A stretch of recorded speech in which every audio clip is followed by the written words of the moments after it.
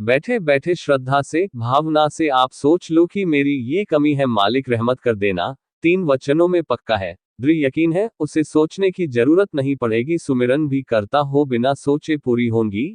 चलो 3 वचनों पर पक्का है, यकीन है, सुमिरन थोड़ा कर पाता है, सेवादार है आप यहाँ बैठे, सोच लो, बोलने की जरूरत नहीं, मालिक जल्दी रहमत करेंगे। संत का वचन वही रहता है, ये नहीं कि पैसा देने से वचन बदल जाएगा। पूर्ण संत किसी से कोई दान, चढ़ावा, पैसा आदि नहीं लेता। एक एक सेवादार कई कई टैलेंट पैदा कर लेता है, जैसे कोई भी सेवादार एमएसजी इट विंग का मेंबर तो बन ही सकता है। क्या घर में फोन यूज नहीं करते हैं आप? तो आप डबल सेवादार हो गए, तो करके देखो कितनी खुशियां मिलती हैं। पता नहीं क्यों नहीं करते, डरते हैं ये हमसे नहीं हो पाएगा। छोटे छोटे बच्चे कमाल कर रहे हैं, कल लाइव में देखा था, गजब ढा रहे हैं। तो करना चाहिए ये चीज, हमें लगता है ये काम तो कोई भी साथ संगत कर सकती है, जिसको फोन चलाना आ जाए, अच्छे से फोन चलाना आता है। करना क्या है, एमएसजी इट विंग की सेवा में आप ज्यादा से ज्यादा लोगों को जोड़ो हमारे चैनल से, ताकि उन तक सत्संग की बातें पहुंच पाए। या फिर एलसीवी लगवा दो। LCV full form live life changing वचन भी हो सकते हैं, वह लाइव ही होता है, क्योंकि आपके लिए वो वचन काम कर गए तो लाइव ही है। पूज्य गुरुजी और आदरणीय बहन हनीप्रीत जी इंसान ने अपनी कड़ी मेहनत की कमाई में से एलसीवी लगवाने के लिए 1,07,000 रुपए का परमार्थ किया। आज की मजलिस में पूछे गए सवाल जवाब। सवाल 1, एक पूर्ण गुरु के शिष्य को ये सोचकर सेविंग करनी चाहिए कल को बुरा वक्त के टाइम पे वो सेविंग काम आएगी, या अपने गुरु पर विश्वास करते हैं और परमार्थ करना चाहिए कि मेरा गुरु हमारे आने वाले बुरे वक्त को ही बदल देगा। जवाब, सोच के नहीं होता, सुमरन आशिकी में किया जाता है और सेवा भी आशिकी में की जाती। बचत करनी है आप कर सकते हैं, सेफ साइड आपको लगता है ठीक है, और उस बचत के बाद कुछ बचत ऐसी भी निकाल लो जो परहित परमार्थ में लगा दो, तुलना में पता चल जाएगा कि इसका फायदा क्या होता है। आपको अनुभव हो गया तो फिर आगे से अब रेशियो बढ़ा लेना, उल्टी भी कर सकते हो, वो आपकी इच्छा है, वो आपको पता चल जाएगा। सवाल 2, पिताजी आप जी के वचनों के अनुसार बच्चा एक ही काफी, दूसरे के बाद माफी। पिताजी मेरा एक बेटा, तो क्या मैं दूसरा बच्चा लिली कानूनी तरीके से अनाथ आश्रम से गोद ले सकती हूँ? जवाब, हमने ये थोड़ा कहा कि 2 ही लेने हैं, हमने कहा कि 2 से ज्यादा नहीं। 1 है तो भी ठीक है, 2 है तो भी ठीक है, 2 से ज्यादा नहीं पुत्र, ये नहीं कि 2 ही करने हैं। क्या आप वैसा कर पाएंगे, जरा सोच लीजिएगा। क्या कहीं ऐसा तो नहीं होगा बाद में गड़बड़ हो जाए कि ये मेरा खून का जन्म है और वो मेरा गोद लिया है, और कल को वो बात सामने आ जाए और फिर गड़बड़ हो जाए, तो उससे अच्छा है कि ना ही लो, क्योंकि बहुत लंबी सोचनी होगी आपको ये सारी चीजें। सवाल 3, आपकी हजूरी में बैठे हुए जब कोई गलत विचार आता है तो बहुत बुरा लगता है, पर ऐसा क्यों होता है, ऐसा कभी ना हो, क्या करे? जवाब, सेवा सुमरन भक्ति, और जो सेवा सौंपी जाए उसको ज्यादा बढ़ चढ़ के करो। ऐसा विचार आ भी जाए तो 5 मिनट सुमिरन करो, या उस विचार को बड़ा आसान है, अगर कन्वर्ट करना है ओम हरि अल्लाह वाहे गुरु की तरफ लगा दो, बात ही खत्म। बजाय किसी आदमी के बारे में या औरत मर्द के बारे में सोचे, क्यों ना परम पिता परमात्मा को अपनी सगी बना ले, क्यों ना उसको अपना दोस्त बना ले, वो सोच उधर ले जाए ओम हरि अल्लाह वाहेगुरु गॉड की तरफ, तो हमें लगता है पॉजिटिवनेस भी आ जाएगी। सवाल 4, पिताजी मोक्ष स्वर्ग नरक में क्या अंतर है? जवाब, मोक्ष यहाँ जीते जी गम दुख दर्द चिंता परेशानी बीमारियों से मुक्ति, मरणोपरांत आवागमन से मुक्ति। स्वर्ग यहाँ किए गए पुण्य और अच्छे काम, राम का नाम नहीं किया उनके बदले में, अच्छे कामों के बदले में कुछ टाइम कुछ समय आत्मा को खुशियों वाले जगह मिलता है। नरक यहाँ पर बहुत बुरे कर्म किए आगे आत्मा वह समय बेहद तकलीफ में काटती है, लेकिन फिर से जन्म मरण में जाना पड़ता है। सवाल 5, आध्यात्मिक लाइफ और मदरहुड में कैसे बैलेंस करें जी? जवाब, आध्यात्मिक लाइफ या घर का काम कर रहे हैं, बेटा बच्चों के लिए कपड़े तैयार कर रहे हैं, तो क्यों ना जीवा से ख्यालों से मालिक का नाम लेते रहो। चलो बोल रहे हो तो ख्यालों से चलने दो, अगर आपको अभ्यास हो जाए तो दोनों का बैलेंस हो जाएगा और दोनों में खुशियां हासिल कर पाओगे। सवाल 6, मकान के सामने काला बुत या चिन्ह लगाने का क्या कारण है? जवाब, पॉजिटिव नेगेटिव रेंज होती है, ये हर किसी के अंदर होती है, लेकिन भक्ति अच्छे संस्कारों वाला गुरु के दर्शन वाला अपने नेगेटिव रेंज को लगभग खत्म कर देता है। लेकिन किसी किसी के अंदर आह निकलती है तो वो कहीं ना कहीं जाके असर करती है। लेकिन अगर सुमरन करने वाला कोई सेवा करने वाला, उसकी पॉजिटिव रेंज इतनी पावरफुल होती है कि उसके आसपास भी वो रेंज नहीं भटक सकती, तो बाकी एक पुरातन काल से चला आ रहा है ऐसी चीजें। सवाल 7, पिताजी हम सब इंसान हैं, तो फिर हम जब डेरे में या तो फिर शादी के टाइम कास्ट क्यों देखते हैं? जवाब, बहुत सारी संगत इसको नहीं देखती। हमने देखा है जात पात का फर्क ना करते हुए, ऊंच नीच का फर्क ना करते शादियां होती है आश्रम में। डेरा ही एक अपना ऐसा है जिसमें ये शादियां होती है, बहुत सारी देखी हैं हम। लेकिन फिर भी कुछ के अंदर ये होता है कि नहीं, हमने ये देखना है, तो इसलिए वो खाना पूर्ति के लिए रखा जाता है। सवाल 8, पूज्य पिताजी जैसे बच्चे परीक्षा देते हैं और 80% तक का नंबर आते हैं तो वो सोचते हैं हम थोड़ी और कोशिश करके 100% नंबर ले आए। क्या रूहानियतों में भी ऐसा हो सकता है कि हमें पता लग जाए कि हम कहां तक पहुंचे और आगे 100% तक पहुंचने के लिए कितना आगे बढ़ना है? जवाब, रूहानियत में गुरु पहले आजमाता है और फिर रहमत के खजाने लुटाता है। उस अजमाइश में ही अगर कोई फिसल गया तो वो खुशियों के हकदार नहीं बन पाता। तो इस अजमाइश में डट के सामना कैसे करे? सुमिरन, सेवा और अपने गुरु के सदा दृढ़ यकीन रखो कि जो वचन करता है। सहजो बाई ने कहा था, किसी ने उसको बोल दिया कि अगर भगवान आ जाए तो उसने कहा कि भगवान ने आना है तो मेरे गुरु के रूप में आए, वरना मैं किसी को भी किसी के बराबर नहीं मानूंगी। तो ये होनी चाहिए सुई। हम गारंटी देते हैं कमी नहीं छोड़ेंगे। जो दृढ़ विश्वास रखते हैं उन्होंने अब तक जो खुशियां लूटी होंगी वो अब करोड़ों गुना खुशियां लूटेंगे। सवाल 9, पिताजी अगर परिवार में कोई एक सदस्य 3 वचनों में गलती करते हैं तो क्या पूरे परिवार को भोगना पड़ता? जवाब, अगर आप सुमिरन करते हो, सेवा करते हो, फिर नहीं भोगना पड़ेगा। अगर उसमें कमी है तो अगर उसकी सेवा का, सुमिरन का फल आप चाहते थे तो अब फिर उसका भी भोगना पड़ सकता है कुछ ना कुछ। सवाल 10, पिताजी अब हम आप जी के समझाने से ब्रह्मचर्य का पालन करने लगे, पर पिताजी जब हम ब्रह्मचर्य का पालन नहीं करते थे क्या उस पूरे ब्रह्मचर्य की रिकवरी हो जाएगी? जवाब, जब जागो तभी सवेरा। बचपन और जवानी की उम्र तो ऐसी है बेटा, बुढ़ापे में थोड़ा इम्पॉसिबल हो जाता है क्योंकि उसमें टाइम बड़ा लगता है। सवाल 11, पिताजी जब आप बातें करते हो तब कुछ तो आपसे नॉर्मल बात कर लेते, पर पिताजी कुछ वैराग्य में आ जाते, उनकी ज्यादा बहकती भावना होती है?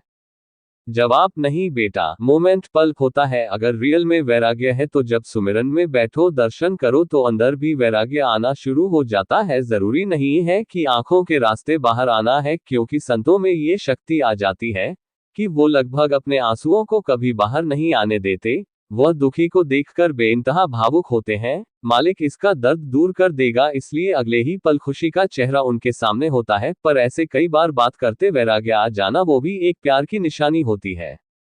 सवाल 12, पिताजी काल का अंत होगा या नहीं? अगर होगा तो क्या उसके बाद रूहें आजाद हो जाएंगी? जवाब, 3 वचनों का पक्का दृढ़ यकीन, सेवा जितनी हो पाए और सुमिरन का पक्का मानवता भलाई के काम करता है। तो हमने वहां काल से कहा कि तू भी उस मालिक की औलाद और ये भी उसी के हैं, तो सब ओम परमात्मा की औलाद क्यों तंग करता है? तेरे लिए दुनिया पड़ी है तो कम से कम हमारे भक्तों को छोड़ दे भाई। सवाल 13, आज की जनरेशन पीढ़ी बहुत ज्यादा लोगों से इम्प्रेस होते हैं, जैसे कोई सेलिब्रिटी, ये अपने आप को कम समझते हैं, उसके लिए टिप्स? जवाब, कॉन्फिडेंस होना चाहिए बेटा, आपके अंदर सुमिरन से, अच्छे संस्कारों से। राम जी ने मुझे भी उसी गभू से पैदा किया है जिससे इसको किया है, ये कोई आसमान से नहीं टपका। ठीक है, सेलिब्रिटी हो जाता है, उसका कोई काम अच्छा लगा, उसकी एक्टिंग अच्छी लगी तो पसंद है, पर आप मर मिटेंगे किसी के लिए? बल्कि आप भी कुछ ऐसा अच्छा कर जाओ कि दुनिया आपको भी उसी रूप में देखने लग जाए। सवाल 14, मालिक को पाना अगर उद्देश्य है तो हम लोग लालच पैसों के पीछे क्यों भागते हैं? जवाब, हमने तो नहीं कहा, आपने खुद ही सोच लिया इसका जवाब ये आएगा। हमने तो ऐसा जवाब ही नहीं दिया। जो भी कहे संत को चीना तुलसी हाथ कान को दीना। हमने ये कहा जब तक जियो तो आप सृष्टि का भला और मेहनत करो, मालिक की भक्ति करो, ताकि जीते जी भी मालिक के दर्शन कर सके। सृष्टि की सेवा के लिए क्या चाहिए? तन मन धन और मेहनत इसलिए करते हो, किसी की जान बचाने के लिए भी कर सकते हो। आप लोग लालच ना करो, पैसा तो कमाना है पर मेहनत से कमाए करो, और मेहनत का 10-15% ले लीजिए, सैकड़ों ना लीजिए। यकीन मानिए वो पैसा मेहनत की कमाई होगी और वो घर में आएगी तो सुख लेके आएगी। सवाल 15, पिताजी प्रेम भक्ति और मोह में क्या अंतर है? जवाब, प्रेम 2 प्रकार का होता है, दुनियावी और रूहानी। दुनियावी प्रेम काम वासना तक सीमित होता है और लास्ट में लड़ाई झगड़े मार पिटाई में शुरू हो जाती है। लेकिन रूहानी प्यार शुरू होता है पीर फकीर से और फिर मालिक को नूरी स्वरूप में पीर फकीर के रूप में अंदर ले आता है। दुनियावी प्यार मुसीबतों का घर भी बन सकता है। मालिक के प्यार में मुसीबत आ जाए पहाड़ जैसा कर्म भी कट जाते हैं। दुनियावी प्यार तब तक है जब तक आमने सामने हो। 100 किलोमीटर दूर चले गए तो कोई मतलब नहीं, याद तड़पाएगी, कुछ भी हो सकता है। लेकिन रूहानी प्यार, आप दुनिया के एक कोने से दूसरे कोने चले जाओ, अजी छोड़ो अगले जहान में चले जाओ, वहां भी साथ है। इसलिए प्रेम वो बड़ा भक्ति भावना से गुरु को मानो, गुरु की मानो, ये सच्ची बात थी। बस 2 शब्दों में सारा कुछ आ गया। गुरु को मानोगे तो आके सुनोगे और गुरु की मानोगे तो जो गुरु कहता है सब कुछ मिलेगा उसको। मोह में क्या अंतर है? माँ का बच्चों से प्यार करना, बच्चों की संभाल करना, बच्चों की देखभाल करना, ये मोह नहीं है। एक हद से ज्यादा अपने बच्चों की गलतियों को इग्नोर करना मोह है। इसीलिए प्यार और मोह में पूछना चाहिए था आपको क्या अंतर है भक्ति और प्रेम का, तो इसमें कोई लेना देना ही नहीं है। सवाल 16, आजकल के बच्चों में कॉन्फिडेंस नहीं है जिसके कारण वो अपनी बात किसी के साथ शेयर नहीं कर सकते। हम कॉन्फिडेंस कैसे लाएं? जवाब आपको बोल चुके हैं, बेटा सुमिरन करें और ये सोचे कि मैं किसी से कम नहीं, और सुमिरन करें ये मत सोचिए मेरी बात का नेगेटिव इफेक्ट जाएगा। हमेशा पॉजिटिव रहो कि ये कर सकता है, मैं क्यों नहीं, मानो ये चीजें हट जाएगी। सवाल 17, पापा जी आप जी ने फरमाया कि जब ध्यान में बैठते हो शरीर सुन्न हो जाता है, क्या उसमें ब्लड सर्कुलेशन बंद हो जाती है? जवाब, टेंशन ना लो, कुछ बंद नहीं होता, वो चलता रहता है, गति धीमी होती है, हार्ट को आराम मिलता है, दिमाग को आराम मिलता है, और आप जब दोबारा सुन समाधि से बाहर आते हो तो बॉडी में एक ऐसी एनर्जी आ जाती है, पावर आ जाती है जो कहने सुनने से परे है। सवाल 18, पिताजी किसी को मारना महापाप है तो आर्मी में कई बार युद्ध होते हैं तो वहां एक दूसरे के हाथों से कितने लोग मरते हैं, क्या उसका भी पाप लगता है? जवाब, बेटा आर्मी अपने देश की आन बान शान होती है, जैसे हमारी आर्मी है। अगर कोई देश को लूटने आता है, मारने आता है तो समझो अपने देश के लोगों की रक्षा कर रहा है वो, यानी करोड़ों की रक्षा के लिए उन चंद लोगों को जो उनको मारने आ रहे हैं उसने रोकना चाहा, वो नहीं रुका तो वो मर गया युद्ध में, तो ये पाप नहीं, यह आत्मरक्षा के दायरे में आता है। बल्कि वो मालिक के नजरिए में भी एक बहुत बड़ी पदवी भी हासिल कर जाता है, क्योंकि उसने अपनी जान के लिए नहीं, पूरे समाज को, पूरे देश को बचाने के लिए युद्ध किया। सवाल 19, पिताजी सिमरन करते समय गुरु मंत्र और नारे का जाप करने का फल एक जैसा होता है? जवाब, जी नहीं, ऐसा होता तो हम नारे का जाप करवाते। नारा है एक दूसरे से मिलो तब नारा लगाओ। जो नारा पहले लगाता है सदगुरु का, उसकी तरफ मुंह होता है और दूसरे की तरफ पीठ हो जाती है। तो इसीलिए पहले नारा लगाने की कोशिश करो, इसमें कोई शॉर्टकट नहीं, आराम से तेजी से बोल सकते हो, धन धन सदगुरु तेरा ही आसरा। सुमिरन है उससे नूरी स्वरूप के दर्शन हो सकते हैं, नारे के जाप से नहीं पॉसिबिलिटी है। मस्ताना जी दाता के वचन है कि अगर एक्सीडेंट हो रहा है, अगर सुमिरन ना याद आए, नारा लग जाए तो मौत जैसा कर्म हो सकता है, थोड़ी सी चोट से बदल जाए। सवाल 20, पापा जी आज के समय में टेक्नोलॉजी में जो एडवांसमेंट हो रहे हैं हमें नेचुरल तरीके से दूर करते जा रहे हैं, जैसे एआई, आर्टिफिशियल इंटेलिजेंस, जो भविष्य में हमारे लिए खतरा भी बन सकता है, तो क्या इसका कोई सॉल्यूशन भी हो सकता है? जवाब, कभी भी आदमी के दिमाग के बराबर बहुत मुश्किल है कोई दिमाग बना हो, क्योंकि एआई, आर्टिफिशियल इंटेलिजेंस किसने बनाए? आदमी ने। सुपर कंप्यूटर किसने बनाया? आदमी ने। तो इसका मतलब सबसे ज्यादा दिमाग, तो आदमी को कैसे हरा देगा? हाँ, मतलब इसका यूज नहीं करना। अगर ये सोच के बैठे हो सीलबंद लाया हूं, भगवान को सीलबंद ही सौंपना है, फिर तो बेटा अलग बात है, भगवान ने बहुत तगड़ा दिया है ये पुर्जा ऊपर वाला दिमाग, तो यकीन मानो फिर ऐसा कोई आपको नहीं हरा पाएगा। टेंशन मत लो, कोई परवाह नहीं, बल्कि आप दिमाग को ज्यादा चलाओगे। सवाल 21, कई लोग छोटी छोटी झूठी बातों पर नारा लगाते हैं, तो उनको कैसे समझाएं? जवाब, कभी नहीं लगाना चाहिए, साईं जी के वचन, कभी झूठी बात पे नारा नहीं लगाना। अगर झूठी बातें पे लगाते हो तो यकीन हट जाता है, यार ये तो झूठ पे भी लगाता है, तो वो राम सच है, वो कैसे आपके पास आएगा? सवाल 22, संस्कारी रूह की क्या पहचान होती है? जवाब, संस्कारी रूह सुमिरन करती है, वो दर्ज रखता है, सद्गुरु को सद्गुरु मानता है और किसी को उसके बराबर सोचता भी नहीं, वही सच्ची संस्कारी रूप, जिसको पीछे से भक्ति जन्मों के जुड़ती आई, क्योंकि सद्गुरु ही सद्गुरु होता है और कोई उसके समतुल्य सोचना भी नहीं होता। ये सूफियत में, रूहानियत में माना जाता है। सवाल 23 पिताजी हमारा इस धरती लोक में आने का क्या उद्देश्य है? जवाब अच्छे कर्म करके इस धरती पे जो स्वर्ग जन्नत जैसा नजारा है उसको कायम रखना, रचना परमपिता परमात्मा ने जो कि उनको उसकी औलाद समझते हुए भला करना और उसको याद करते जीते जी अगर हो सके तो नूरी स्वरूप के दर्शन और मरणोपरांत मोक्ष हासिल करना यही इंसान का उद्देश्य है। सवाल 24 क्या सचखंड निज धाम में ऐसा होगा कि हर किसी का पर्सनल सद्गुरु हो? जवाब जिनके पास मोबाइल है, वचनों का पक्का हो, दृढ़ यकीन रखता हो, सिमरन करता है।